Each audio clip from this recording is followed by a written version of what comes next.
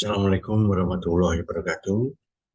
Mari kita bersama-sama mengingat kembali refleksi terkait dengan kebencanaan tahun 2022. Dan mungkin sebelum tahun 2022, ada satu pertanyaan yang sangat menggelitik kita semua, dan ini mestinya harus menjadi pemikiran kita bersama. Apa yang harus kita lakukan di tahun 2023 dan seterusnya? Pertama, kenapa kejadian alam di Indonesia berubah menjadi bencana dan terus berulang-ulang? Bahkan korban jiwa, kerusakan, dan kerugian ekonomi sangat banyak, sangat rugi. Dan ada lagi yang juga cukup mengerikan, yaitu ada pengalian dana pembangunan ke dana darurat terus-menerus setiap tahun. Ini mestinya harus menjadi pemikiran kita semua. Kejadian alam di Indonesia itu memang sudah takdirnya, karena kita ada di daerah tektonik, dijemput oleh 3 lempeng tektonik. Otomatis kita banyak kejadian geologi yang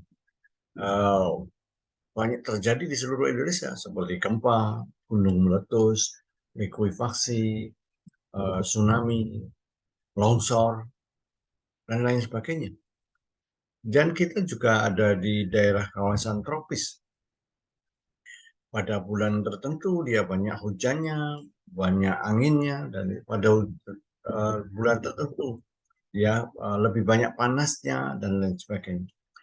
Dan itu terjadi terus, jadi memang kita ada di daerah itu. Nah, mestinya kalau kita hebat, mestinya ahli di bidang bencana-bencana yang tadi disebutkan. Jadi mestinya, tapi pada kenyataannya justru kita malah terkena bencana terus berulang-ulang. Ini kenapa terjadi? Nah, jadi kalau kita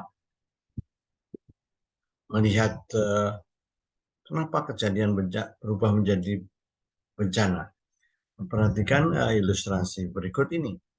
Jadi misalnya di sini ada satu domino, kemudian ada orang, domino ukuran besar. Nah, kita ada orang duduk-duduk di sana. Kita anggap bahwa kalau nanti domino ini didorong oleh H itu hazard, ancaman, mungkin oleh gempa, dan domino ini adalah rumah, maka kalau orang yang duduk-duduk di dalam rumah dia tidak tahu bahwa ada gempa, maka kita termasuk yang rentan, maka bisa kita kena rubuhan dari tembok itu sendiri. Dan itu yang terjadi selama ini. Kita sepertinya banyak orang tidak memperhatikan itu.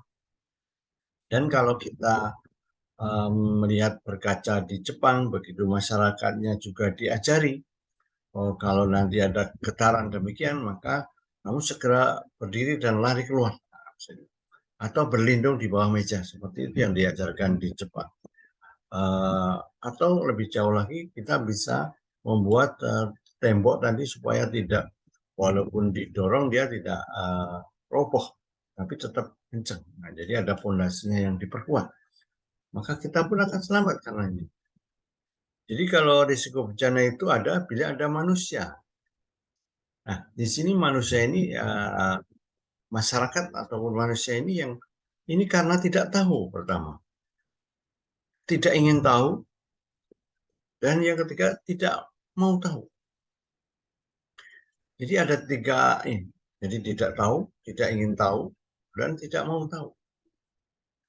Padahal dari tadi di ke depan sudah saya berikan bahwa kita ada di daerah bencana, daerah rawan bencana geologi, rawan bencana hidrometeorologi, dan rawan bencana non alam yang lainnya juga, kita juga termasuk rentan terhadap itu. Nah, ini waktunya kita membuat resolusi 2023 kita tawarkan untuk menuju 0 korban bencana. Jadi ini harus agar semua orang memperhatikan terkait dengan masyarakat tadi, manusia tadi.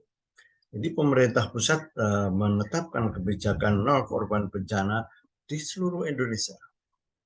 Dari situ nanti ke semua kementerian, kementerian lembaga, kemudian yudikatif maupun eksekutif, semuanya melakukan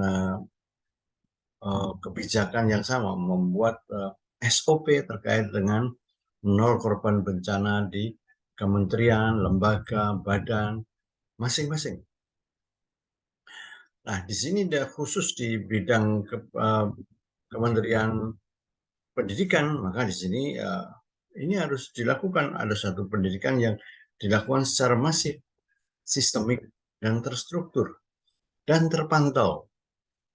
Artinya apa? Bahwa yang kita ajarkan nanti terkait dengan bencana yang ada di sekitar mereka dan bagaimana menyelamatkan diri, betul-betul mereka terpantau nantinya. Jadi dilaksanakan secara masif, secara keseluruhan, sistemik, struktur, dan terpantau. Sehingga kita bisa tahu hasilnya itu seperti apa. Dan juga ini juga harus dilakukan juga pendidikan berbasis kearifan Nusantara yang sudah dimiliki bangsa ini dalam mengelola risiko bencana. Karena mereka bisa selamat bertahan dan menghasilkan kita, itu berarti mereka, para leluhur kita, mempunyai suatu kearifan lokal, kecerdasan lokal dalam menghadapi berbagai ancaman di Indonesia yang sudah ada sebelum manusia itu ada. Nah, demikian, semoga bermanfaat. Assalamualaikum warahmatullahi wabarakatuh.